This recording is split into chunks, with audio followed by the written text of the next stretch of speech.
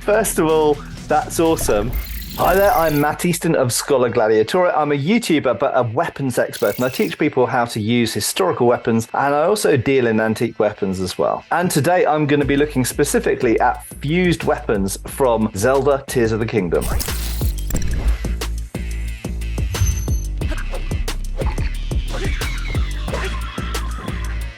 So Link has got a massive, is this the Fierce Deity sword? A bit of a helix design. It looks a bit like a corkscrew, although maybe it's kind of flat. Obviously, if you made a weapon that looked like this out of real steel, it would be super heavy. It's very clear that this thing handles like a sledgehammer or a really big shovel, okay? So when we're talking about swords, usually swords are created, no matter how big they are or how heavy they are, they have to have some degree of wieldability. They have to be balanced. You have to be able to fight with them. And if you can't fight with something, it's no use as a weapon. It doesn't matter how powerfully it hits. So I kind of actually like the way that they thought about this, and they have Link spinning around and using the mass of it. Imagine just wildly swinging around a very heavy shovel or a sledgehammer or something like that. So this is where the fusion's going to happen, I see. Selecting some banana. Fuse a sword with a banana. I love it. Tasty. That's a big diamond. I think I'd be cashing that in as soon as possible.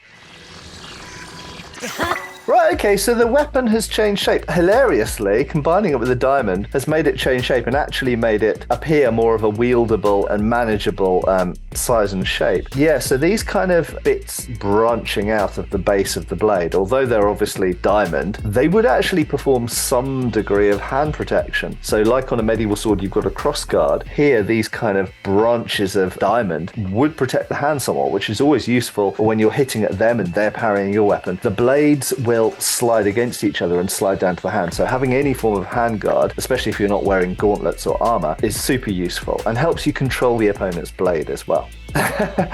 So with these kind of very top-heavy weapons, parrying and fencing with something that's very top-heavy is not very easy. So if you imagine you had to fight with a sledgehammer in the real world, your best bet then is to dodge and then swing when there's an opening. So actually, the game designers for Tears of the Kingdom here have actually thought about this. When you've got a very top-heavy weapon, it's not like a typical saber or rapier or longsword. When it's this type of top-heavy weapon like a sledgehammer or a wood-chopping axe, you kind of got to fight like this a little bit. You've got to dodge, look for an opening, and then fly in.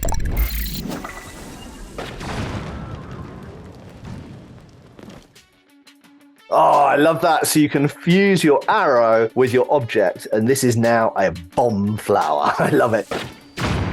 I love the fact that there's a burning fuse there that takes a bit of time. And of course, in the medieval world or Renaissance world, that's how bombs or grenades, hand grenades, worked. They had a burning fuse on them. But great idea. It looks like an absolutely fun concept to put into a game. The problem is if you add a great big weight on the end of an arrow, I mean, you can try it yourselves. If you go and get a bow and an arrow, an archery set, and you attach a tennis ball, for example, to the end of the arrow and you shoot it, yes, it will go, but the trajectory, it will lose velocity very quickly because of air friction. So it changes the balance point of the arrow, changes how it flies, massively shortens the range. Even if you have the magical ability to make bomb arrows, that's not going to change the laws of physics. So Newton's laws still exist. And when you shoot that, you're going to have to massively overcompensate by aiming upwards in order to plop the arrow down onto the target like a mortar.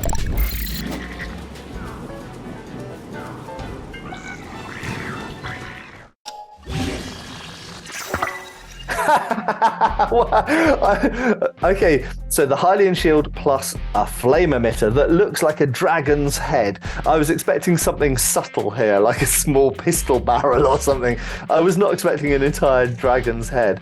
Being worn on the back like this, I think it looks hilarious. I absolutely love this, and you know what? You might think this is just the craziest fantasy idea, but there was actually a thing known as a gun shield, okay? So in the 16th century, there are examples of gun shield, and so literally if you've got pistols that are very, very early pistols, so they're muzzle loading, single shot, very basic, like a miniature cannon, but if you've got those, and they exist, and you've got shields, why not combine the two? And people did. But if you imagine a bunch of sailors or marines, essentially, so soldiers on a ship, armed with these, what a great device. I mean, that's going to give the enemy a shock when they just see a bunch of guys standing there with shields. They advance on them with their halberds or whatever, and suddenly, bang, the whole line of shields fire in your faces. So yeah, although this is an exaggerated fantasy version of it, the basic concept is a real historical idea from the 16th century.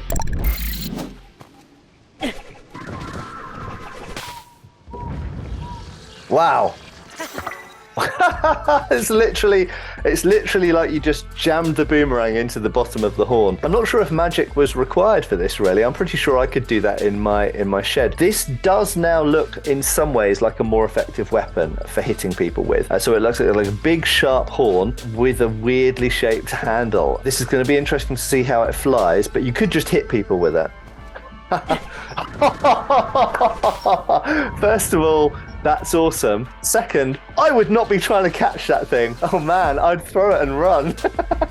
Can you imagine trying to catch what's essentially a scythe flying through the air, trying to catch the little bit of handle at the end rather than the big bit of blade that's going to chop you in half or chop your arm off? I love it and I hate it all at the same time. I certainly wouldn't want to have that coming back at me. Oh, good. So I like it's being used as a hand weapon as well. So trying to hit something with this weird kind of angle would be really, really weird, because obviously normal swords, the blade is in more or less of a straight line to the grip that you're holding. Certain types of saber, see some of them behind me, the grip does actually curve forward, and in fact we even see this. In fact, I've got one here. We see this sort of angulation here between the grip and the blade gives you a bit more chop. It makes for a bit more of an axe-like chop, but it's like way more exaggerated, so it would make cutting powerful, but I think it would feel quite weird in the hand.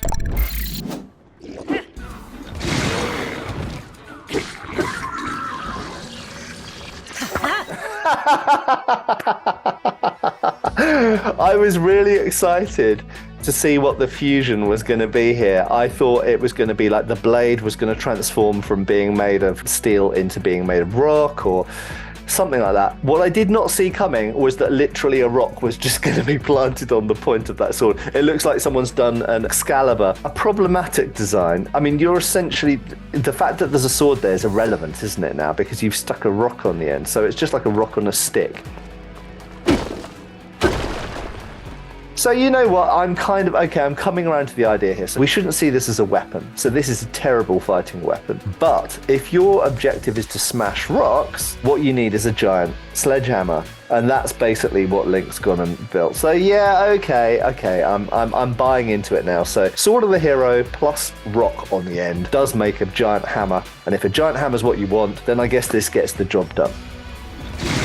Okay, so fair play here. I thought the rock on the end of a sword would be a terrible weapon, and most of the time in the real world, if you put a rock on the end of a sword, it would make a really, really bad weapon. You probably wouldn't be able to lift it, and even if it was a rock that you could lift, it would make for a really slow weapon and someone would stab you. In this particular context, if we look at the way it moves, we can see that Link is able to manage the weight of it, or it's a light rock, or it's a magical rock, I don't know. But what we can see is, essentially, we've now got the effect of a hammer. Fine. Okay, it handles like a warhammer, it works like a warhammer, but it seems to be even more magically powerful than a warhammer. So yeah, great. Okay, within the context of this game, I can buy into it. It's clearly a good mace-like bludgeoning instrument.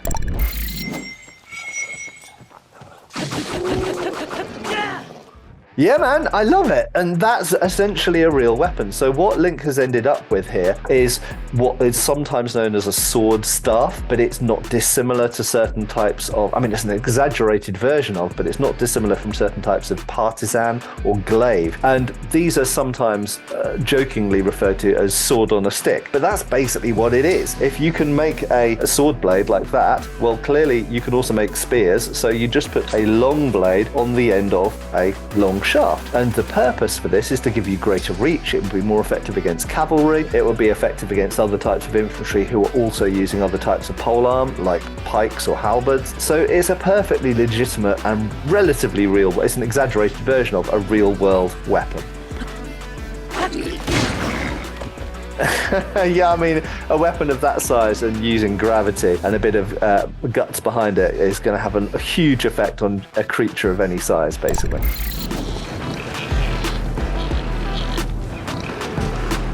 My two favourites were the boomerang with the horn. That actually looked like a weapon that might exist in the real world. Like if you went into the jungles of Borneo, you would find a tribe using this particular weapon. Although, if it came back, I would not be trying to catch that thing. I would throw it and run. The other weapon I loved was the sword staff, essentially, and it's kind of a cop-out because it's basically a real-world weapon. It's not very different to weapons that were actually used. But yeah, it looks like a plausible weapon. You could make something like that and use it right now.